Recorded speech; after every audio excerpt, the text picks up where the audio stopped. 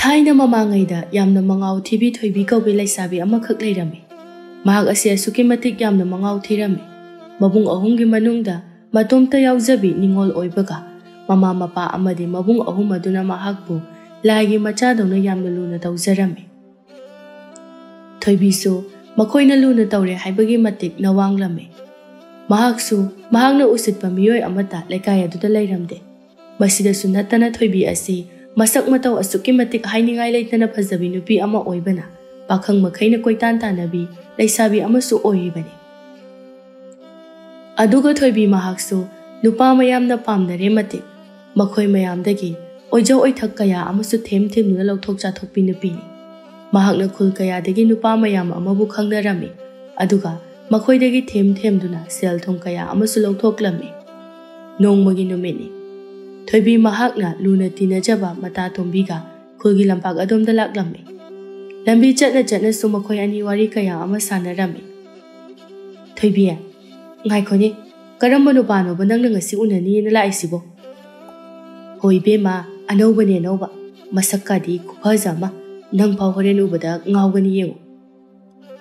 Ha anobane ba kaino haisibo nate nangi hanagi nupa mayamduna Kadai da mu chakragi kamai do khragi ba nate makhoi mayam adudi loina kaina khrabro kaina de he kadobai kaina doino aigi apamba aina haiba khuding yaba makhoi dubu aina kai gi kaina doino atu yamna nusiba makhoi dubu tarai ne ekta kaina thokadro as hare adudi nangi nupa mayam adubu kamaina lolino ba as nangse Othokna su hai sin da loli he nongmagi numeta nupa ani ahum hektamak unathe aduga nupa sing aduna su kaimta khangde kamaina bu tawrino khangde haiba akhoi dine nupa ama khaktang khangnaba si phawbada kok sem sai ado nangi nupa ati am yam budu nakok tu pu ba thang mangamra haiba nangbu is chalo he apang bi adudi nangna na pangja bai tawraga nakok sai do nupa ama khaktang khangnaba gini Aikhoi dawna nupa mayam ama khangnaradi ne nakoksu kaisu saroi khangaba nupa do amatang khangnaradi mahakna khara saunaba lungaina daba matamda kainaradra kainakhigadra haina nakok ado wajaba saba henduine aduga nupa mayam khangnaradi amana yajaga amana aduna ne nakok saningai maram suoi oide bema as thoibia aidi phana haija sabai wani ko nangdawna tawbudi aidi ngamdaw mandebo ado Nangsu aina harisin nupa amara anira adu khakta khangnoko ado nangdi kaide mayamse yam henmali aduga amuksu chumna khangna boy di phaba adu su tawde nangdi nupa dagi lawri ba chathokliba mayam duga hayeng tungda ne nang mayam changdana hatpi gi jani kai gi hatoi ba hoi be ma nang tana bo pangki da ki be wani hojiki matam sida di ne ai sumaina tawdaba nupi bo amta yawrmo aduga hayeng yung kai paning labasu Makhoi mayam sigi maraktagi aina laibada khwaidagi nungairani haina khanba nupa do aduda ko hek chenthokra loi adumna tawradi atai lemhoriba nupa sing adusu aina chenkrabadi makhoi gi upai kai sulero aduna ne adum makhoi gi nupi anawba amamam yengjarani kaino ado karigumba nangna chenbagi pawdo taraga nupa mayamduna nakhoi yumda nangna lawkiba nangna chathokiba sel thom mayam ado Hallo na laadi kamay daw ba? Is laksilagana ay su ay nangam na ba? Makoy kanano khangde ay gi ijat mangno na ba makoy na siliban ni hairaga kanggedik da yela loy de kaino. As thoibia nang siam ngam mi bo. Ay koy gi thamoy sinadi adumay naga taw buga di ne suam mengam daw mande. Aduga thamoy sengna nungsi jaba nupa aduda minam bagay dudi suam ngam loy da. Nang su naga khangnari ba nupa mayam adugi marakta. Nangbu thamoy sengna nuksijaba nupa khara makhaidi soidana yawarangani makhoina thamoy kairaga nangonda sapka tawrakladi ne nang phangani ko nang taning de he sap tawba kaina hojikpo adugi matam laba hojikpo makhoi sune aina taba atopa nupi me ama khangnaramgani aduna aidi ne mawam ta lawdi harisini hoise pharise adu nang ngasi unaba chatliba nupa sina mu kadai degi noba thangnaba khuldegi ne Mamingna lemba kawi ta thawan hoigi yumdo aduga maning mamang oina leinei haibani ha ke ba as adudi nang su hen manro ꯅꯪꯒ ꯈꯪꯅꯔꯤꯕ ꯇꯥ ꯊꯋꯥꯟ ꯍꯣꯏꯒꯤ ꯌꯨꯝꯒ ꯍꯦꯛ ꯊꯪꯅꯕꯗꯤ ꯑꯁ ꯑꯗꯨꯗꯤ ꯐꯖꯃꯟꯗꯦꯍꯦ ꯍꯌꯦꯡ ꯇꯥ ꯊꯋꯥꯟꯒ ꯂꯦꯝꯕꯒꯅ ꯈꯪꯅꯔꯛꯂꯕꯗꯤ ꯅꯪꯕꯨ ꯀꯃꯥꯏꯅ ꯇꯧꯗꯣꯏꯅꯣꯕ ꯈꯪꯅꯔꯛꯂꯒꯅ ꯀꯣꯛ ꯍꯦꯛ ꯇꯣꯛꯊꯣꯛꯅꯔꯒ ꯂꯣꯏꯔꯦꯗꯅ ꯀꯩꯅꯣ ꯈꯪꯅꯗ꯭ꯔꯤꯕ ꯐꯥꯎꯕꯗꯤ ꯑꯗꯨꯝ ꯂꯣꯏꯅꯕꯤꯔꯒ ꯂꯣꯏꯔꯦ ꯑꯗꯨꯒ ꯑꯗꯨꯛ ꯌꯥꯝꯅ ꯂꯥꯏꯕ ꯄꯣꯠꯁꯛ ꯑꯗꯨꯕꯨ ꯅꯪꯅ ꯑꯗꯨ ꯌꯥꯝ ꯂꯨꯅ ꯂꯧꯁꯤꯜꯂꯤ ꯑꯁ ꯑꯩꯅꯦ ꯅꯪꯁꯦ ꯀꯤꯕ ꯑꯃ ꯌꯥꯎꯁꯜꯂꯦꯀꯣ ꯅꯨꯄꯤꯌꯥ ꯅꯪ ꯌꯥꯝ ꯍꯦꯟꯃꯜꯂꯦ ꯍꯥꯏꯁꯤꯅꯤ ꯑꯁꯨꯝꯅ ꯉꯥꯡꯅꯗꯨꯅ ꯂꯥꯛꯄꯅ ꯃꯈꯣꯏꯅ ꯂꯥꯛꯂꯤꯕ ꯃꯐꯝ ꯑꯗꯨꯁꯨ ꯌꯧꯁꯤꯜꯂꯛꯂꯦ ꯂꯦꯝꯕꯁꯨ ꯃꯍꯥꯛꯀꯤ ꯃꯔꯨꯞ ꯑꯃꯒ ꯐꯝꯗꯨꯅ ꯊꯣꯏꯕꯤꯕꯨ ꯂꯥꯛꯄ ꯉꯥꯏꯔꯒ ꯂꯩꯔꯝꯃꯤ ꯃꯁꯤꯗꯒꯤ ꯃꯥꯅ ꯊꯣꯏꯕꯤ ꯂꯥꯛꯄ ꯎꯕꯗ ꯍꯥꯏꯔꯛꯂꯝꯃꯤ ꯏꯇꯥꯎ ꯂꯥꯛꯑꯦꯗꯣ ꯑꯥꯗꯒꯤ ꯅꯨꯄꯤ ꯑꯅꯤ ꯂꯥꯛꯏꯁꯦ ꯑꯁꯤꯅꯤ ꯑꯣ ꯑꯗꯣ ꯅꯪꯒꯤꯗꯨꯕꯨ ꯀꯔꯝꯕꯅꯣ ꯑꯁꯣꯝꯗꯒꯤ ꯐꯅꯦꯛ ꯑꯉꯥꯡꯕ ꯃꯆꯨ ꯁꯦꯠꯄꯤꯁꯦ ꯑꯁꯤꯅꯤ ꯑꯥꯏ ꯑꯁꯤꯗꯤ ꯁꯥꯊꯤꯅ ꯐꯖꯩꯍꯦ ꯀꯔꯤꯕ ꯃꯃꯤꯡꯗꯨꯕꯨ ꯊꯣꯏꯕꯤ ꯍꯥꯏꯕ ꯅꯠꯇ꯭ꯔꯣ ꯍꯣꯏ ꯃꯥꯅꯦ ꯊꯣꯏꯕꯤ ꯍꯥꯏꯕꯅꯤ ꯁꯛꯀꯝꯕꯤꯒ ꯌꯥꯝ ꯆꯥꯟꯅꯗ꯭ꯔꯣ ꯆꯥꯟꯅꯩ ꯑꯁꯤꯗꯤ ꯃꯣꯏꯔꯥꯡ ꯊꯣꯏꯕꯤꯗ ꯊꯣꯏꯕꯤꯅꯤ ꯏꯇꯥꯎ ꯅꯪꯗꯤ ꯅꯍꯥ ꯃꯈꯩ ꯅꯨꯄꯤ ꯀꯣꯏꯌꯨ ꯌꯥꯗꯦ ꯍꯥꯏꯔꯒ ꯑꯁꯤꯒꯤ ꯂꯥꯏꯔꯦꯝꯕꯤꯁꯦ ꯉꯥꯏꯔꯤꯕ ꯑꯣꯏꯔꯦ ꯑꯗꯣ ꯏꯇꯥꯎ ꯃꯕꯨꯡ ꯑꯍꯨꯝꯒꯤ ꯃꯅꯨꯡꯗ ꯃꯇꯣꯝꯇ ꯌꯥꯎꯖꯕꯤꯒ ꯑꯣꯏꯕꯅꯦ ꯈꯔꯗꯤ ꯀꯦꯖꯔꯝꯒꯅꯤꯕꯣ ꯈꯪꯗꯦ ꯑꯗꯣ ꯅꯨꯡꯁꯤꯕꯤ ꯃꯥꯅ ꯀꯦꯕꯕꯨ ꯀꯦꯖꯁꯅꯨ ꯀꯩꯅꯣ ꯑꯩꯉꯣꯟꯗ ꯀꯦꯗꯅ ꯀꯅꯥꯗ ꯀꯦꯖꯗꯣꯏꯅꯣ ꯑꯁ ꯂꯣꯏꯔꯦꯗꯅ ꯇꯧꯔꯤꯁꯤꯗꯤ ꯅꯨꯡꯁꯤꯒꯤ ꯁꯩꯍꯧꯗꯤ ꯍꯧꯕꯗ ꯉꯥꯏꯔꯤ ꯉꯥꯎꯕꯅ ꯍꯦꯟꯖꯤꯜꯂꯦꯀꯣ ꯍꯥꯏ ꯇꯍꯥ ꯀꯤꯅꯨ ꯊꯃꯣꯏꯗꯣ ꯈꯔ ꯐꯥꯖꯤꯜꯂꯨ ꯅꯨꯄꯤꯁꯤꯅ ꯐꯖꯔꯤꯕ ꯈꯨꯐꯖꯁꯤꯒ ꯅꯪ ꯑꯇꯣꯞꯄ ꯅꯨꯄꯥꯅꯒ ꯅꯨꯄꯤ ꯑꯁꯦ ꯆꯦꯜꯂꯒ ꯄꯨꯈ꯭ꯔꯕꯗꯤ ꯅꯪ ꯉꯥꯎꯖꯍꯧꯅꯤꯀꯣ ꯍꯣꯏꯅꯦ ꯏꯇꯥꯎ ꯅꯪꯅ ꯍꯥꯏꯗꯣ ꯌꯥꯝ ꯆꯨꯝꯃꯤ ꯑꯗꯨꯅ ꯉꯁꯤꯃꯛ ꯍꯦꯛꯇ ꯆꯦꯜꯍꯧꯔꯁꯤꯔ ꯑꯁ ꯇꯥꯅꯤꯡꯗꯦꯍꯦ ꯉꯁꯤꯈꯛ ꯏꯍꯥꯟ ꯍꯥꯟꯅ ꯎꯅꯔꯒ ꯆꯦꯜꯂꯁꯦ ꯍꯥꯏꯔꯨꯔꯗꯤ ꯅꯨꯄꯤ ꯑꯁꯦ ꯍꯌꯦꯡ ꯅꯣꯡꯉꯥꯟꯕꯗ ꯑꯗꯨꯝ ꯀꯥꯏꯅ ꯇꯥꯕ ꯑꯗꯨꯗꯤ ꯀꯩꯒꯤꯅꯣ ꯍꯥꯏꯁꯦ ꯍꯣꯏ ꯑꯄꯪ ꯅꯪ ꯌꯥꯝ ꯄꯪꯉꯤꯀꯣ ꯅꯪꯒꯤ ꯑꯣꯖꯥ ꯑꯩꯉꯣꯟda ꯄꯔꯥ ꯈꯔ ꯇꯝꯕ ꯂꯥꯛꯑꯣ ꯍꯥꯏꯔꯤꯁꯤꯅꯤꯅ ꯑꯁꯨꯝꯅ ꯉꯥꯡꯅꯔꯤꯉꯩꯗ ꯊꯣꯏꯕꯤ ꯍꯣꯏꯁꯨ ꯌꯧꯁꯤꯜꯂꯛꯂꯦ ꯑꯗꯨꯒ ꯃꯈꯣꯏ ꯃꯁꯦꯜ ꯑꯃꯒ ꯁꯛꯇꯥꯛꯅꯗꯨꯅ ꯁꯛꯈꯪ ꯃꯥꯏꯈꯪꯅꯔꯝꯃꯤ ꯊꯣꯏꯕꯤꯗꯤ ꯃꯍꯥꯛꯀꯤ ꯑꯁꯦꯡꯕ ꯃꯑꯣꯡ ꯃꯇꯧ ꯑꯗꯨ ꯐꯥꯖꯤꯟꯗꯨꯅ ꯌꯥꯝꯅ ꯏꯪꯖ ꯇꯞꯆꯕꯤ ꯃꯣꯡ ꯍꯥꯖꯗꯕꯤ ꯅꯨꯄꯤ ꯑꯃꯒꯨꯝꯅ ꯂꯩꯈꯤꯔꯝꯃꯤ ꯃꯍꯥꯛꯅ ꯇꯧꯔꯤꯕꯗꯨ ꯂꯦꯝꯕꯒ ꯃꯍꯥꯛꯀꯤ ꯃꯔꯨꯞ ꯇꯣꯝꯕꯒꯅꯗꯤ ꯈꯪꯖꯕ ꯅꯠꯇꯦ ꯑꯗꯨꯅ ꯃꯈꯣꯏꯗꯤ ꯊꯣꯏꯕꯤꯁꯤ ꯃꯁꯛ ꯃꯇꯧꯒ ꯇꯧꯊꯣꯔꯛꯄ ꯃꯑꯣꯡ ꯃꯇꯧꯒ ꯌꯥꯝꯅ ꯆꯥꯟꯅꯩ ꯍꯥꯏꯅ ꯈꯟꯖꯔꯝꯃꯤ ꯃꯁꯤꯗꯒꯤ ꯊꯣꯏꯕꯤ ꯑꯃꯗꯤ ꯂꯦꯝꯕ ꯃꯈꯣꯏ ꯑꯅꯤꯁꯨ ꯋꯥꯔꯤ ꯉꯥꯏꯍꯥꯛ ꯁꯥꯟꯅꯅꯕ ꯍꯥꯏꯗꯨꯅ ꯇꯣꯉꯥꯟꯅ ꯊꯣꯔꯛꯂꯝꯃꯤ ꯑꯗꯨꯒ ꯇꯣꯝꯕꯤ ꯑꯃꯗꯤ ꯇꯣꯝꯕ ꯃꯈꯣꯏ ꯑꯅꯤꯗꯤ ꯑꯗꯨꯃꯛ ꯂꯩꯍꯧꯔꯦ ꯑꯗꯨꯕꯨ ꯇꯣꯝꯕꯤꯗꯤ ꯃꯇꯥꯅ ꯇꯧꯊꯣꯔꯛꯂꯤꯕ ꯃꯇꯧ ꯑꯁꯤꯗ ꯅꯣꯛꯅꯤꯡꯕ ꯑꯃꯗꯤ ꯉꯛꯄꯁꯨ ꯐꯥꯎꯔꯤꯕꯅꯤ ꯑꯗꯨꯅ ꯃꯇꯣꯝꯇ ꯃꯆꯤꯟꯗ ꯇꯞꯅ ꯁꯣꯜꯂꯛꯏ ꯀꯌꯥꯗ ꯍꯩꯔꯤꯅꯣ ꯌꯦꯡꯉꯨꯅꯦ ꯌꯥꯝꯅ ꯂꯦꯝꯖꯕ ꯏꯪꯖ ꯇꯞꯆꯕꯤꯒ ꯁꯥꯈ꯭ꯔꯦ ꯍꯥꯏꯕ ꯑꯁ ꯑꯁꯤꯃꯛꯅꯗꯤꯀꯣ ꯃꯥꯅ ꯉꯁꯤ ꯐꯥꯎꯕ ꯍꯤꯡꯂꯤꯁꯦ ꯀꯔꯤꯕ ꯇꯣꯝꯕꯤ ꯑꯩ ꯇꯥꯍꯧꯗ꯭ꯔꯤ ꯀꯩꯅꯣ ꯅꯪꯅ ꯍꯧꯖꯤꯛ ꯍꯥꯏꯈ꯭ꯔꯤꯗꯨꯕꯣ ꯀꯩꯁꯨ ꯍꯥꯏꯗꯦꯗ ꯑꯣ ꯑꯗꯣ ꯇꯣꯝꯕꯤ ꯅꯣꯏ ꯅꯇꯥ ꯊꯣꯏꯕꯤꯁꯦ ꯌꯥꯝ ꯏꯪ ꯇꯞꯄꯤ ꯃꯣꯡ ꯍꯥꯖꯗꯦ ꯃꯁꯛꯁꯤꯒ ꯃꯇꯧꯁꯤꯒ ꯆꯞ ꯍꯦꯛ ꯆꯥꯟꯅꯩ ꯍꯣꯏ ꯆꯥꯟꯅꯕꯅꯤ ꯑꯗꯣ ꯇꯣꯝꯕꯤ ꯑꯩ ꯅꯉꯣꯟꯗ ꯋꯥꯐꯝ ꯑꯃꯗꯤ ꯍꯥꯏꯖꯍꯧꯒꯦ ꯑꯩꯒꯤ ꯏꯇꯥꯎ ꯂꯦꯝꯕꯁꯦ ꯃꯄꯨꯟꯁꯤꯗ ꯅꯨꯄꯤ ꯑꯃꯨꯛꯇ ꯐꯥꯎꯕ ꯀꯣꯏꯖꯔꯛꯇ꯭ꯔꯤꯕꯅꯤ ꯑꯗꯨꯅ ꯅꯪꯅꯁꯨ ꯊꯣꯏꯕꯤꯗ ꯈꯔ ꯐꯖꯅ ꯑꯝꯇ ꯍꯥꯏꯕꯤꯌꯨ ꯑꯁ ꯂꯦꯝꯕꯗꯤꯅꯦ ꯊꯣꯏꯕꯤꯒꯤ ꯋꯥꯈꯜꯗ ꯄꯨꯔꯥ ꯑꯉꯥꯎꯕꯒ ꯆꯞ ꯃꯥꯟꯅꯔꯕꯅꯤ ꯃꯁꯤꯗ ꯊꯣꯏꯕꯤꯅꯒ ꯀꯥꯇꯨ ꯀꯥꯔꯟꯒ ꯑꯃꯨꯛ ꯇꯧꯔꯛꯑꯗꯤꯅꯦ ꯏꯇꯥꯎ ꯂꯦꯝꯕꯁꯦ ꯄꯨꯔꯥ ꯉꯥꯎꯈ꯭ꯔꯅꯤ ꯇꯣꯝꯕꯤ ꯑꯗꯨꯅ ꯅꯪꯅꯁꯨ ꯊꯣꯏꯕꯤꯗ ꯈꯔ ꯐꯖꯅ ꯍꯥꯏꯕꯤꯌꯨꯀꯣ ꯍꯣꯏ ꯍꯥꯏꯒꯦ ꯑꯗꯣ ꯇꯣꯝꯕꯤ ꯅꯪꯒꯤꯗꯤ ꯈꯪꯅꯖꯕꯒ ꯂꯩꯕ꯭ꯔꯣ ꯂꯩꯌꯦ ꯑꯣ ꯑꯩꯗꯤ ꯆꯨꯝꯅ ꯁꯨꯝ ꯍꯪꯕꯅꯤꯀꯣ ꯑꯩꯁꯨ ꯑꯩꯒꯤ ꯈꯪꯅꯖꯕ ꯅꯨꯄꯤ ꯂꯩ ꯑꯩꯅ ꯅꯉꯣꯟꯗ ꯍꯪꯂꯤꯁꯤꯗꯤ ꯆꯨꯝꯅ ꯁꯨꯝ ꯈꯪꯅꯤꯡꯗꯨꯅ ꯍꯪꯕꯅꯤ ꯂꯥꯟꯅ ꯂꯧꯒꯅꯨꯀꯣ ꯂꯧꯗꯦꯗ ꯑꯩꯗꯤ ꯃꯤꯅꯝꯕ ꯉꯥꯡꯕꯁꯦ ꯀꯌꯥ ꯍꯩꯅꯗꯕ ꯑꯗꯨꯒ ꯅꯝꯊꯥꯛ ꯇꯧꯕꯁꯨ ꯄꯥꯝꯖꯗꯦ ꯑꯗꯨꯅ ꯑꯗꯨꯝ ꯁꯦꯡꯅ ꯍꯥꯏꯖꯕꯅꯤ ꯌꯥꯝ ꯐꯩ ꯑꯗꯨꯃꯥꯏꯅ ꯄꯨꯛꯆꯦꯜ ꯁꯦꯡꯕ ꯑꯗꯨꯅꯁꯨ ꯐꯩꯗ ꯍꯌꯦꯡ ꯃꯤꯒꯤ ꯊꯃꯣꯏ ꯀꯥꯏꯍꯟꯗꯣꯏ ꯁꯔꯨꯛꯄꯨꯗꯤ ꯅꯠꯇ꯭ꯔꯅꯦ ꯑꯁꯨꯝꯅ ꯅꯨꯃꯤꯠꯇꯨ ꯍꯧꯈ꯭ꯔꯦ ꯅꯣꯡꯃ ꯊꯣꯏꯕꯤ ꯃꯈꯣꯏꯒꯤ ꯃꯥꯡꯒꯣꯜ ꯑꯗꯨꯗ ꯐꯝꯗꯨꯅ ꯃꯁꯝ ꯑꯗꯨ ꯃꯤꯡꯁꯦꯜꯗ ꯌꯦꯡꯅ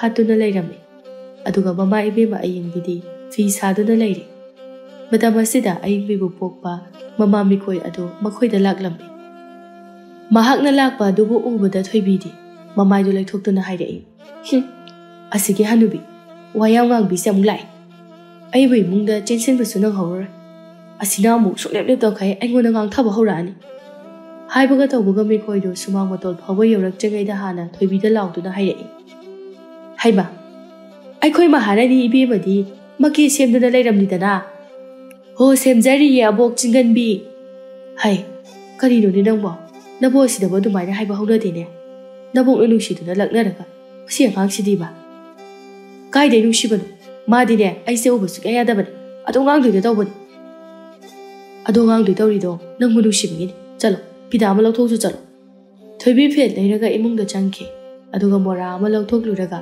mabokta phamhanbirame masidagi ayengmina mamada hairei ima kadom chatpirubano akoi sida sumlakpro o abongna chapabu kaida oini ge ai yengsinba aingonda ngangba lakpa oirangani hoi mani nangbu yengsinba laklibani adoibema thoibiya nangse aboka asuk yamna nungsibabu nongmata wakhal tarakba haibadumati leite ko abo aibu kaida wakhal tadrage asuk yamna wakhal tariba ibu abokna angawbudum sirise kaigino ba hai tawrisi yengune he naboksina hairise kaino habadi lawshinge tawdi machina se dam khumduna lei haibanida ima nangna khangdaba khara lei adunane akhoi bokse aibu yamna yengsine mase aibu yengsinaba popoirangani hai chinganbi asuk yamna yengsilibase nangbu nongmata pharakpro ha nupi macha ama oirabadi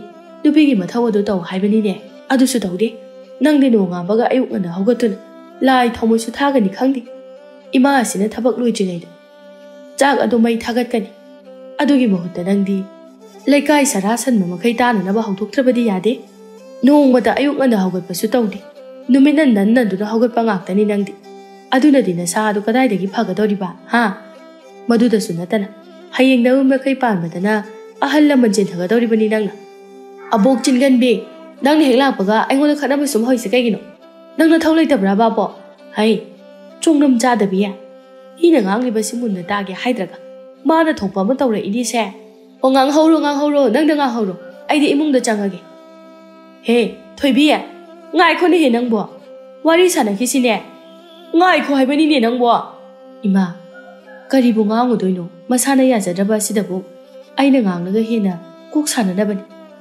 hai hojik kok khara sahauba aduna hayeng tungda ikaiba nangbudagi phagadoribani mase lam yamna helabani imungi thaba inkhangsu amata suningdi nate asinabu wayuma kai palaga karino ba tawgadori sibo a hai mane maku aduna na khoise chingthoklaga adum nganglak patabani ne bema khangde deima nasunupi maki sakane karibo haigadabano ai wakhal gamda tadre numid adugi numidang wairamni thoibi hoigi thongalda makoi lekai adumaktadagi mangau thiba pakhang khara thoibi bu lumbalak lame aduga amuksu thoibi hoigi thongal aduda kirup yengaduna thoibi bu thorakpra haina yengnarami tanja simaktada atopa khulgi pakhang kharasu thoibi bu lumbalak lame matawaduda thoibi ki lekai adumaktadagi pakhang oiriba piba adudi yamna saunging lame aduna atopa khulgi lakpa pakhang sing aduga khatnaba haurakle oi noi sida kai tawbulai kaigino noida leisabi lebi yuma sida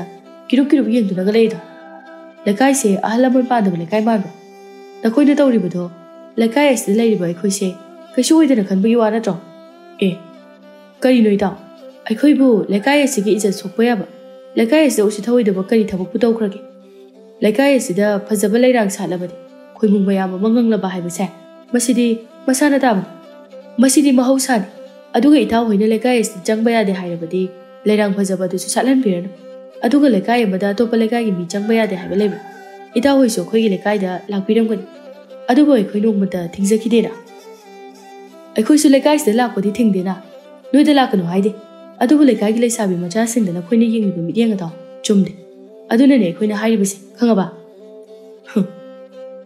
lekai gi leisabi singse pakhanga khoina lumjati kana la aga lumbidoiba aduga nakoidi lekagi na changna chesing ase ningthina nga pisimbi mahutta makoida oina karan tagadabagi saru aikhoi lekai da la ga nakhoibu nupi koi laudana adune hena lembuni e kari bojigida ha kari haibano ase haina duna makoi masela do phuna gadabagi tawraklame tanja simaktada thoibigi mabung yaima ado thongalom da langnari bodu tabadagi thoraklame aduga mahakna so pakhang macha sing adubu ubada machanupibu lumba lakpa oirini haiba adu khangladuna sauna thoraklaga hairai oi kainu noina du tawnido khanagi haragadi alam pakta ihang hangbo makom adu chatlag khanarjo noi mayam amana akhoi gi thongal da he hek laaga sumaina sum toisi kaigin noi ꯑꯩꯈꯣꯏꯁꯤ ꯀꯩ ꯑꯣꯏꯅ ꯎꯒꯦ ꯍꯥ ꯈꯪꯅꯤꯗꯅ ꯉꯁꯤꯗꯤ ꯅꯣꯏ ꯑꯁꯤ ꯍꯥꯏꯗꯨꯅ ꯁꯪꯕꯜꯗ ꯌꯨꯡꯂꯤꯕ ꯆꯩ ꯑꯃꯕꯨ ꯁꯠꯇꯣꯛꯂꯒ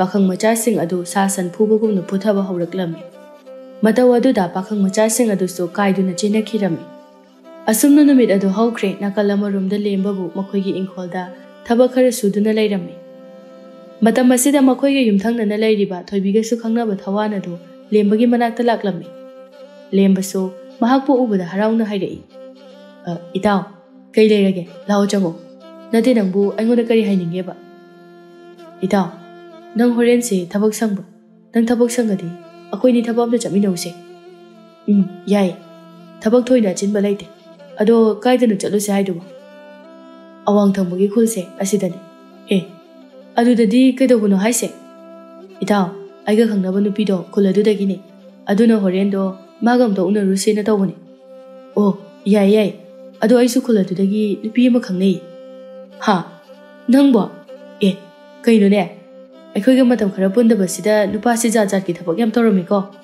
ꯍꯥꯟꯅꯗꯤ ꯅꯪꯕꯨ ꯅꯨꯄꯤꯒ ꯑꯝꯇ ꯈꯪꯅꯍꯧꯗꯕꯗꯥꯏꯅꯦ ꯅꯨꯄꯤ ꯈꯪꯅꯧ ꯍꯥꯏꯕꯁꯨ ꯌꯥꯈꯤꯗꯕꯗꯥꯏꯅꯦ ꯑꯗꯨꯒ ꯀꯃꯥꯏꯅ ꯅꯨꯄꯤꯗꯨꯒ ꯈꯪꯅꯔꯤꯅꯣꯕ ꯏꯇꯥꯎ ꯅꯣꯡꯃ ꯅꯨꯄꯤꯗꯣ ꯑꯩꯒ ꯀꯩꯊꯦꯜꯗ ꯊꯦꯡꯅꯕꯅꯤ ꯑꯗꯨꯒ ꯃꯥꯒꯤ ꯐꯖꯕ ꯃꯁꯛ ꯃꯇꯧ ꯑꯗꯨꯗ ꯑꯩꯁꯨ ꯑꯗꯨꯝ ꯉꯥꯎꯈ꯭ꯔꯕ ꯑꯗꯨꯅ ꯑꯩꯁꯨ ꯅꯨꯄꯤꯗꯨꯒꯤ ꯃꯃꯤꯡ ꯃꯊꯥ ꯃꯥꯒꯤ ꯂꯩꯐꯝꯅꯆꯤꯡꯕ ꯊꯤꯗꯣꯛꯂꯒꯦ ꯍꯥꯏꯅ ꯊꯤꯗꯣꯛꯄꯅꯤ ꯑꯗꯨꯒ ꯃꯥꯕꯨ ꯅꯨꯡꯁꯤ ꯍꯥꯏꯅ ꯐꯣꯡꯗꯣꯛꯄꯅꯤ ꯑꯗꯨꯒ ꯃꯥꯁꯨ ꯑꯗꯨꯝ ꯍꯔꯥꯎꯅ ꯌꯥꯔꯦ ꯑꯗꯨꯒ ꯑꯗꯨꯝ ꯈꯪꯅꯈ꯭ꯔꯤꯅꯤ ꯏꯇꯥꯎ ꯍꯣꯏꯅꯦ ꯑꯗꯨꯕꯨꯗꯤ ꯅꯪꯁꯨ ꯅꯁꯛ ꯅꯇꯧ ꯅꯔꯜ ꯅꯊꯨꯝ ꯀꯩꯁꯨ ꯋꯥꯠꯄ ꯅꯠꯇꯦ ꯑꯗꯨꯅꯗꯤ ꯑꯗꯨꯝ ꯌꯥꯔꯛꯄ ꯇꯥꯕꯅꯤ ꯑꯁꯨꯝ ꯇꯧꯅ ꯅꯨꯃꯤꯠ ꯑꯗꯨꯒꯤ ꯅꯨꯃꯤꯗꯥꯡ ꯋꯥꯏꯔꯝꯗ ꯂꯦꯝꯕ ꯑꯃꯗꯤ ꯊꯋꯥꯟ ꯑꯅꯤꯗꯨ ꯊꯣꯏꯕꯤꯕꯨ ꯎꯅꯕ ꯂꯥꯛꯂꯝꯃꯤ ꯑꯗꯨꯒ ꯃꯈꯣꯏ ꯑꯅꯤꯅꯗꯤ ꯃꯈꯣꯏꯅ ꯈꯪꯅꯔꯤꯕ ꯅꯨꯄꯤ ꯑꯁꯤ ꯃꯁꯥ ꯑꯃꯇꯅꯤ ꯍꯥꯏꯕ ꯑꯗꯨꯗꯤ ꯈꯪꯖꯕ ꯅꯠꯇꯦ ꯃꯁꯤꯗꯒꯤ ꯊꯣꯏꯕꯤꯁꯨ ꯈꯔ ꯂꯥꯞꯇꯛꯅ ꯂꯥꯛꯂꯝꯃꯤ ꯑꯗꯨꯒ ꯂꯥꯏꯕꯛꯅ ꯐꯔꯤꯕꯁꯨ ꯊꯣꯏꯕꯤꯅ ꯂꯦꯝꯕ ꯑꯃꯗꯤ ꯊꯋꯥꯟ ꯑꯅꯤꯅ ꯄꯨꯟꯅ ꯂꯩꯃꯤꯟꯅꯕ ꯑꯗꯨ ꯃꯍꯥꯛꯅ ꯍꯥꯟꯅ ꯎꯔꯛꯂꯝꯃꯤ ꯃꯇꯝ ꯑꯗꯨꯗ ꯃꯍꯥꯛꯅ ꯃꯇꯥ ꯇꯣꯝꯕꯤꯗ ꯍꯥꯏꯔꯛꯏ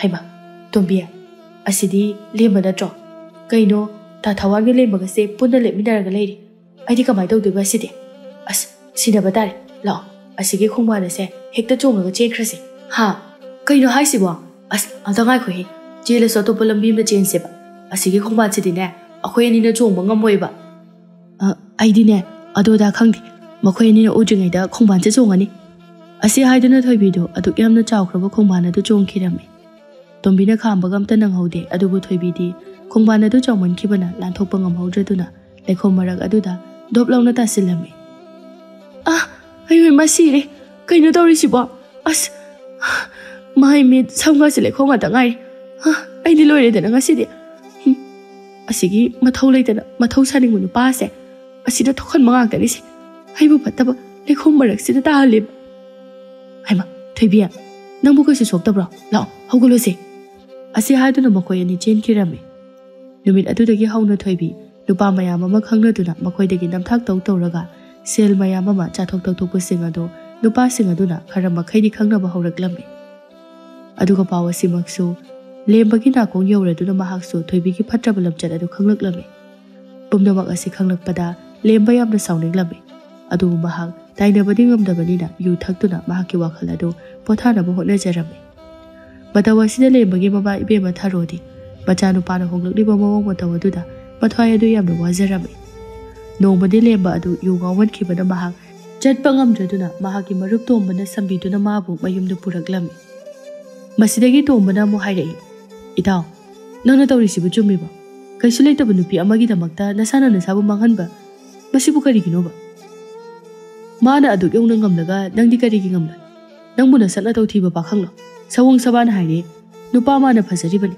ꯅꯔꯜ ꯍꯥꯏꯔꯦ ꯄꯩꯕ ꯃꯈꯩ ꯂꯩꯔꯤꯕꯅꯤ ꯃꯁꯤꯗꯕꯨ ꯅꯪ ꯀꯔꯤꯒꯤꯅ ꯊꯃꯣꯏ ꯑꯗꯣ ꯆꯥꯎꯊꯣꯛꯅ ꯑꯇꯣꯞꯄ ꯅꯨꯄꯤ ꯑꯃ ꯌꯦꯡꯕ ꯉꯝꯗ꯭ꯔꯤꯕꯅꯣ ꯏꯇꯥꯎ ꯅꯪꯅ ꯍꯥꯏꯔꯤꯕꯗꯣ ꯌꯥꯝꯅ ꯆꯨꯝꯃꯤ ꯑꯗꯨꯕꯨ ꯑꯩꯒꯤ ꯊꯃꯣꯏꯁꯤꯗ ꯏꯍꯥꯟ ꯍꯥꯟꯅ ꯅꯨꯡꯁꯤ ꯏꯍꯨꯜ ꯐꯥꯎꯈꯤꯕ ꯑꯗꯨꯗꯤ ꯊꯣꯏꯕꯤꯅꯤ ꯑꯗꯨꯅ ꯑꯩ ꯃꯥꯕꯨꯗꯤ ꯀꯥꯎꯊꯣꯛꯄ ꯉꯝꯗꯦ ꯏꯇꯥꯎ ꯑꯗꯨꯒ ꯏꯇꯥꯎ ꯊꯋꯥꯟꯒꯤ ꯃꯃꯥꯡꯗꯁꯨ ꯑꯩꯒꯤ ꯃꯥꯏꯁꯦ ꯎꯠꯄ ꯉꯝꯗ꯭ꯔꯦ ꯃꯍꯥꯛꯀꯗꯤ ꯃꯇꯝ ꯀꯨꯏꯅꯗꯒꯤ ꯈꯪꯅꯔꯛꯂꯕ ꯅꯨꯄꯤꯅꯤ ꯑꯗꯨꯅ ꯃꯍꯥꯛꯀꯤ ꯈꯪꯅꯖꯕ ꯅꯨꯄꯤꯗꯣ ꯑꯩꯅ ꯃꯨꯜꯂꯒ ꯀꯣꯏꯕꯁꯨ ꯇꯥꯔꯦ ꯑꯗꯨꯅ ꯑꯩ ꯌꯦꯡꯂꯨꯕ ꯃꯥꯏꯀꯩꯗ ꯑꯩ ꯏꯀꯥꯏꯔꯤ ꯏꯇꯥꯎ ꯊꯣꯏꯕꯤꯗꯤ ꯃꯊꯃꯣꯏ ꯑꯗꯨ ꯀꯟꯕꯂꯦ ꯃꯥꯗꯤ ꯑꯩꯒꯤꯗꯃꯛ ꯑꯁꯨꯝꯅ ꯀꯩꯁꯨ ꯋꯥꯔꯝꯂꯣꯏ ꯅꯨꯄꯥ ꯃꯌꯥꯝꯗ ꯁꯥꯟꯅꯔꯒꯗ ꯍꯔꯥꯎꯖꯕꯤ ꯃꯍꯥꯛꯇꯤ ꯑꯩꯒꯤꯗꯃꯛ ꯀꯩꯁꯨ ꯈꯟꯕꯤꯔꯝꯃꯣ ꯌꯥꯔꯦꯁꯤꯗꯣ ꯃꯗꯨꯕꯨ ꯅꯪꯒꯤ ꯅꯔꯥꯜꯂꯣ Madugi Thoibi Habido, Ma Kangani, I don't give it.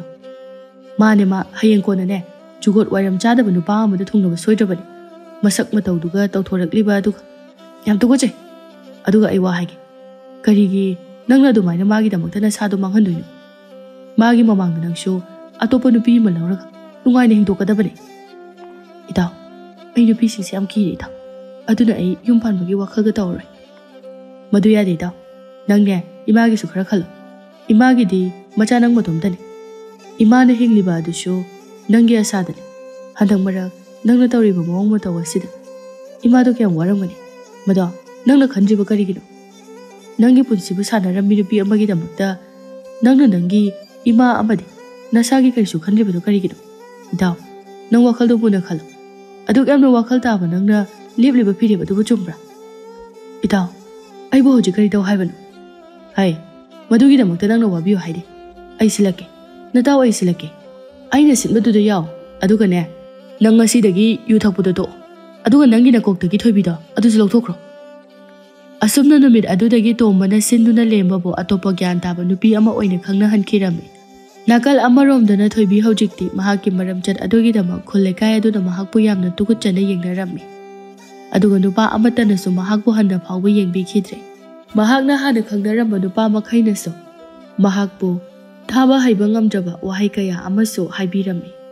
Aduna Mahak Hojikti, Mapam Kudingi, do Natalirami, Magi Matawa to the Mamana Mukimjin Bide. Imagi Toibi. Nang Butaxi Pazana Chata or Hypusuyat. Nasado Yam the Soxilan in Nangba. How crabby, how credana. Madugi the Magda, Nanakarisu Kanjilon. Hojikti, Tungi Punsigi Kalaga, Ichawa Kaldaro. Ima, Nachapatra Tabak Singer, Amuhana Togi Hind. Adubo Aina, Manglam Jata Toki with Tabak Singer. I will hold Yam the Wahal. Like I'm Yam Daibu, Yam the Tina, hungry to go Jabba Mong. I will not be the child Warima. Hi, Aduna Haidi. Nupi Hybe City Town like a taban, a Kankan Gadaban. Kongpam Amurak Shoikre Haiduna, Hector Makning Hanagadabanati. Maduna Tona Oidaka. Up over my Kay the Chatan of Honagadabani. Kariwari Noima, Itaga Sana Miduba. Haima. Ichatum Bila Idana, Laola. Nata say, Chaka Mata Chow Habayadi, Aduna Imanale, Mabutem Libani. Eh, Madikaki Yajiba. I don't get Sima. I like the Bumana, Chatabangam Rayingi. Hoi, Nanga Muta Tim Laga, Nata say, Chaka Muta Chamino. Adudi, Imachak Sebaki go. I say Hiduna Chakum Jankre, Masidaki Tombina Mutobi the Hide. Can you not do it? Chara Helaga, Chada Tajaga, Kaikana Bapangatuino. The Saka Tani Sokadori Basi. Nangna do my Jack Zadadi, Nayakang Slani.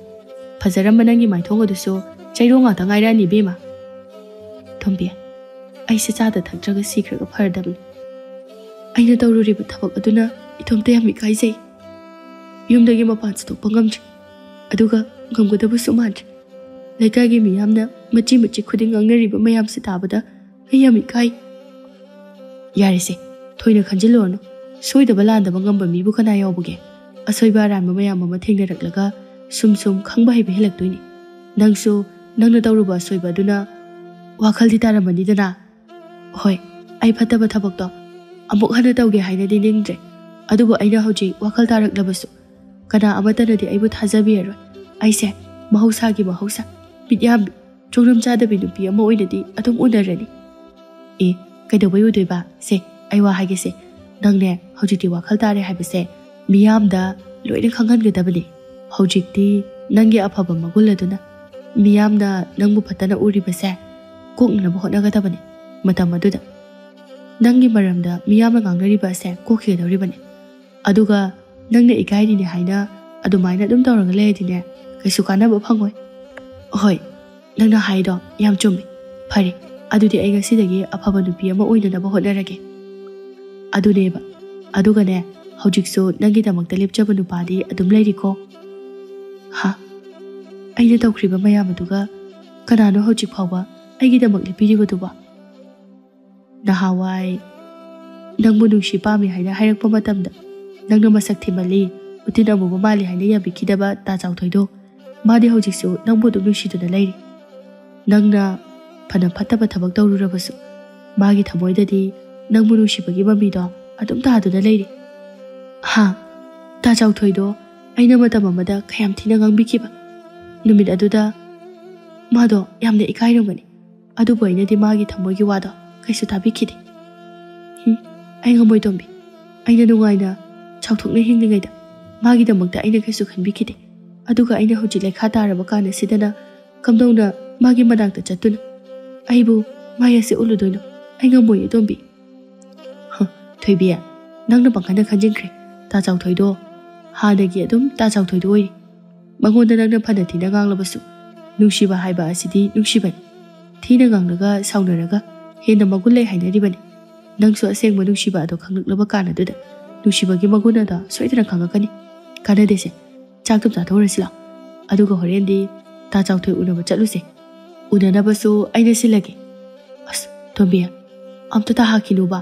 ꯑꯩ ꯃꯄꯥꯟꯒ ꯊꯣꯛꯄ ꯉꯝꯈꯤꯔꯣꯏ ꯀꯩꯒꯤ ꯉꯝꯃꯣꯏꯗꯣꯏꯅꯣ ꯉꯝꯗꯕ ꯌꯥꯔꯣꯏ ꯍꯧꯖꯤꯛꯇꯤꯅꯦ ꯑꯩꯅ ꯁꯤꯟꯕꯗꯣ ꯑꯗꯨ ꯈꯛꯇꯪ ꯅꯪ ꯌꯥꯎ ꯑꯗꯨꯒ ꯌꯥꯗꯕꯁꯨ ꯌꯥꯔꯣꯏ ꯑꯁꯨꯝꯅ ꯅꯨꯃꯤꯠ ꯑꯗꯨꯒꯤ ꯅꯨꯃꯤꯗꯥꯡ ꯋꯥꯏꯔꯝꯗ ꯇꯣꯝꯕꯤꯅ ꯅꯝꯗꯨꯅ ꯊꯣꯏꯕꯤꯕꯨ ꯌꯨꯝꯗꯒꯤ ꯄꯨꯊꯣꯔꯛꯂꯝꯃꯤ ꯑꯗꯨꯒ ꯃꯤ ꯄꯥꯛꯅ ꯆꯠꯅꯗꯕ ꯂꯝꯕꯤ ꯑꯃꯗ ꯆꯥꯎꯊꯣꯏꯕꯨ ꯎꯅꯕ ꯂꯥꯛꯂꯝꯃꯤ ꯆꯥꯎꯊꯣꯏꯁꯨ ꯌꯥꯝꯅ ꯍꯔꯥꯎꯅ ꯃꯍꯥꯛꯀꯤ ꯃꯔꯨꯞ ꯑꯃꯒ ꯊꯣꯏꯕꯤ ꯍꯣꯏ ꯂꯥꯛꯄ ꯉꯥꯏꯔꯒ ꯂꯩꯔꯝꯃꯤ ꯃꯁꯤꯗꯒꯤ ꯇꯣꯝꯕꯤꯅ ꯆꯥꯎꯊꯣꯏꯗ ꯍꯥꯏꯔꯛꯏ ꯇꯥ ꯆꯥꯎꯊꯣꯏ ꯀꯌꯥꯝ ꯀꯨꯏꯔꯒꯦ ꯂꯥꯛꯄ ꯄꯪꯀꯨꯏ ꯀꯨꯏꯕꯗꯤ ꯅꯠꯇ꯭ꯔꯤꯗ ꯉꯥꯏꯍꯥꯛꯄꯨꯗꯤ ꯑꯣꯏꯔꯦ ꯑꯗꯣ ꯁꯥꯎꯕ ꯌꯥꯗꯦꯀꯣ ꯏꯇꯥ ꯊꯣꯏꯕꯤ ꯉꯥꯏꯔꯤꯉꯩꯗ ꯉꯥꯏꯍꯥꯛ ꯊꯦꯡꯈ꯭ꯔ ꯃꯥꯜꯂꯦ ꯁꯥꯎꯗꯦꯗ ꯀꯩꯁꯨ ꯀꯥꯏꯗꯦ ꯑꯗꯨꯗꯤ ꯊꯣꯏꯕꯤ ꯅꯪ ꯇꯥ ꯆꯥꯎꯊꯣꯏꯒ ꯋꯥꯔꯤ ꯁꯥꯟꯅꯔꯝꯃꯣ ꯑꯩꯈꯣꯏ ꯑꯁꯣꯝꯗ ꯂꯩꯒꯦꯀꯣ ꯊꯣꯏꯕꯤ ꯅꯪ ꯑꯩꯕꯨ ꯍꯧꯖꯤꯛꯁꯨ ꯁꯥꯎꯔꯤꯕ꯭ꯔꯥ ꯁꯥꯎꯗꯦꯗ ꯑꯗꯨꯒ ꯀꯩꯒꯤꯅꯣ ꯇꯨꯃꯤꯟꯅ ꯑꯗꯨꯝ ꯂꯩꯔꯗꯤ ꯊꯣꯏꯕꯤ ꯑꯩꯗꯤ ꯅꯪꯕꯨ ꯌꯥꯝ ꯅꯨꯡꯁꯤ ꯅꯪꯅ ꯐꯅ ꯑꯔꯥꯟꯕ ꯂꯝꯕꯤꯗ ꯆꯠꯂꯨꯔꯕꯁꯨ ꯑꯩ ꯅꯪꯕꯨ ꯉꯥꯛꯄꯤꯕ ꯉꯝꯒꯅꯤ ꯑꯗꯨꯒ ꯊꯣꯏꯕꯤ ꯑꯩꯅ ꯅꯪꯕꯨꯗꯤ ꯌꯥꯝ ꯐꯕ ꯅꯨꯄꯤ ꯑꯃ ꯑꯣꯏꯍꯟꯅꯤꯡꯉꯤ ꯇꯥ ꯆꯥꯎꯊꯣꯏ ꯑꯩꯅ ꯅꯪꯕꯨ ꯁꯥꯎꯕ ꯅꯠꯇꯦ ꯑꯩꯅ ꯃꯃꯥꯡꯗ ꯅꯪꯉꯣꯟꯗ ꯉꯥꯡꯈꯤ ꯆꯠꯈꯤꯕ ꯃꯌꯥꯝ ꯑꯗꯨꯗ ꯑꯩ ꯉꯁꯤꯗꯤ ꯇꯁꯦꯡꯅ ꯏꯀꯥꯏꯕ ꯐꯥꯎꯔꯛꯂꯦ ꯃꯗꯨꯒꯤꯁꯨ ꯃꯊꯛꯇ ꯑꯩꯅ ꯇꯧꯈ꯭ꯔꯤꯕ ꯃꯌꯥꯝ ꯑꯗꯨꯗ ꯑꯩ ꯍꯧꯖꯤꯛ ꯀꯅꯥꯃꯠꯇꯗ ꯃꯥꯏꯁꯦ ꯎꯠꯄ ꯉꯝꯗ꯭ꯔꯦ ꯑꯁ ꯑꯗꯨꯒꯤꯕꯨ ꯑꯩꯗꯤ ꯀꯩꯁꯨ ꯈꯟꯕꯤꯗꯦ ꯑꯩꯗꯤ ꯅꯪꯅ ꯇꯧꯈꯤꯕ ꯊꯕꯛ ꯑꯗꯨꯒꯤꯗꯃꯛꯇ ꯅꯪꯉꯣꯟꯗ ꯄꯔꯥ ꯑꯃ ꯇꯝꯕꯤꯔꯛꯂꯤꯕꯁꯦ ꯐꯩ ꯍꯥꯏꯅ ꯈꯜꯂꯤꯕꯅꯤ ꯃꯁꯤ ꯍꯥꯏꯔꯦ ꯍꯥꯏꯗꯨꯅ ꯅꯪꯅ ꯏꯀꯥꯏꯕ ꯅꯪꯕ ꯃꯗꯨꯗ ꯑꯩꯅ ꯄꯦꯟꯗꯨꯅ ꯍꯥꯏꯕꯗꯤ ꯅꯠꯇꯦ ꯅꯪꯕꯨ ꯊꯕꯛ ꯑꯗꯨꯅ ꯃꯔꯝ ꯑꯣꯏꯔꯒ ꯋꯥꯈꯜ ꯇꯥꯍꯜꯂꯛꯄ ꯑꯗꯨꯒ ꯑꯩꯒꯤ ꯊꯃꯣꯏꯕꯨꯁꯨ ꯃꯁꯛ ꯈꯪꯕꯤꯔꯛꯄ ꯑꯁꯤꯗ ꯑꯩꯅ ꯍꯔꯥꯎꯖꯕꯒꯤ ꯍꯥꯏꯖꯕꯅꯤ ꯑꯗꯣ ꯇꯥ ꯆꯥꯎꯊꯣꯏ ꯅꯪꯅꯗꯤ ꯑꯩꯕꯨ ꯅꯨꯡꯁꯤꯕꯒꯤ ꯑꯩꯅ ꯐꯅ ꯐꯠꯇꯕ ꯇꯧꯔꯨꯔꯕꯁꯨ ꯑꯩꯒꯤꯗꯃꯛ ꯂꯦꯞꯄꯤꯕꯅꯤ ꯑꯗꯨꯕꯨ ꯇꯥ ꯆꯥꯎꯊꯣꯏꯒꯤ ꯏꯃꯨꯡꯒꯤ ꯑꯍꯜꯁꯤꯡꯅꯗꯤ ꯑꯩꯕꯨ ꯌꯥꯝꯅ ꯍꯪꯒꯣꯏꯕ ꯃꯤꯠꯌꯦꯡꯗ ꯌꯦꯡꯒꯅꯤ ꯑꯗꯨꯒꯤꯗꯤ ꯅꯪ ꯀꯩꯁꯨ ꯋꯥꯒꯅꯨ ꯑꯩꯒꯤ ꯏꯃꯥꯒ ꯕꯥꯕꯒꯗꯤ ꯑꯗꯨꯛ ꯍꯥꯛꯅ ꯐꯠꯇꯕ ꯃꯤꯁꯨ ꯅꯠꯇꯦ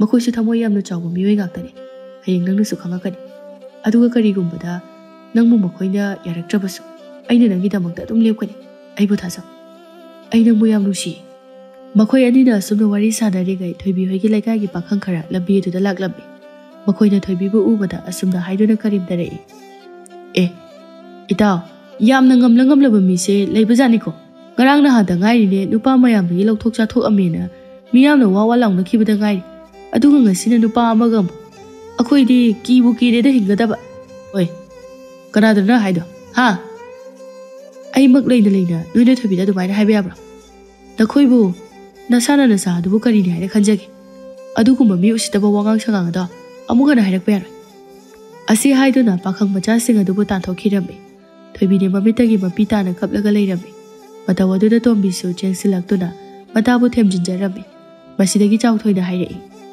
ꯊꯣꯏꯕꯤ ꯑꯩ ꯅꯪꯅ ꯑꯗꯨꯃꯥꯏꯅ ꯑꯋꯥꯕ ꯀꯌꯥ ꯈꯥꯡꯗꯨꯅ ꯂꯩꯕꯁꯦ ꯌꯦꯡꯕ ꯉꯝꯗ꯭ꯔꯦ ꯑꯗꯨꯅ ꯅꯪꯕу ꯑꯃꯨꯛ ꯍꯟꯅ ꯑꯁꯤꯒꯨꯝꯕ ꯑꯋꯥꯕꯁꯦ ꯅꯪꯍꯜꯂꯔꯣꯏ ꯂꯥꯛꯑꯣ ꯍꯧꯖꯤꯛꯃꯛ ꯑꯩꯒꯤ ꯏꯇꯨꯒꯤ ꯂꯥꯛꯑꯣ ꯑꯩ ꯅꯪꯕꯨ ꯄꯨꯗꯨꯅ ꯆꯠꯂꯒꯦ ꯇꯥ ꯆꯥꯎꯊꯣꯏ ꯅꯪꯅ ꯑꯩꯕꯨ ꯅꯨꯡꯁꯤꯕꯤꯕꯒꯤꯗꯃꯛꯇ ꯃꯤꯌꯥꯝꯅ ꯅꯪꯉꯣꯟꯗ ꯅꯣꯛꯅꯔꯛꯀꯗꯕꯗꯣ ꯃꯗꯣ ꯅꯪ ꯃꯨꯟꯅ ꯈꯜꯂꯣ ꯑꯩꯅ ꯃꯔꯝ ꯑꯣꯏꯔꯒ ꯅꯔꯥꯜ ꯀꯔꯤꯁꯨ ꯂꯩꯖꯗ꯭ꯔꯕ ꯅꯪꯕꯨ ꯃꯤꯌꯥꯝ ꯑꯁꯤꯒꯤ ꯅꯣꯛꯅꯐꯝ ꯑꯣꯏꯍꯟꯕꯗꯣ ꯑꯩ ꯉꯝꯂꯣꯏ ꯀꯔꯤꯒꯤ ꯅꯣꯛꯅꯗꯣꯏꯕ ꯍꯥ ꯀꯅꯥꯅ ꯅꯣꯛꯅꯗꯣꯏꯅꯣꯕ ꯑꯩꯅ ꯑꯩꯒꯤ ꯅꯨꯡꯁꯤꯕꯤꯕꯨ ꯏꯅꯥꯛꯇ ꯊꯝꯖꯕꯗ ꯀꯅꯥꯝꯇꯅ ꯅꯣꯛꯅꯕꯒꯤ ꯃꯇꯤꯛ ꯂꯩꯇꯦ ꯅꯪꯇꯅꯅꯦ ꯑꯩꯒꯤꯗꯃꯛꯇ ꯂꯦꯡꯗꯅ ꯂꯦꯞꯄꯤꯌꯨ ꯑꯁꯤ ꯍꯥꯏꯗꯨꯅ ꯊꯣꯏꯕꯤꯕꯨ ꯆꯥꯎꯊꯣꯏꯅ ꯃꯌꯨꯝꯗ ꯄꯨꯗꯨꯅ ꯆꯠꯈꯤꯔꯝꯃꯤ ꯑꯗꯨꯒ ꯆꯥꯎꯊꯣꯏꯒꯤ ꯃꯃꯥ ꯃꯄꯥꯁꯨ ꯑꯐꯕ ꯃꯤꯑꯣꯏ ꯉꯥꯛꯇ ꯑꯣꯏꯕꯅꯤꯅ ꯃꯈꯣꯏꯅꯁꯨ ꯊꯣꯏꯕꯤꯕꯨ ꯌꯥꯝꯅ ꯂꯨꯅ ꯆꯥꯟꯅ ꯇꯧꯕꯤꯔꯝꯃꯤ ꯑꯗꯨꯒ ꯃꯈꯣꯏ ꯑꯅꯤ ꯌꯥꯝꯅ ꯆꯥꯎꯅꯁꯨ ꯂꯨꯍꯣꯡꯕꯤꯔꯝꯃꯤ꯫ ꯃꯇꯧ ꯑꯁꯨꯝ ꯇꯧꯅ ꯊꯣꯏꯕꯤꯁꯨ ꯍꯧꯖꯤꯛꯇꯤ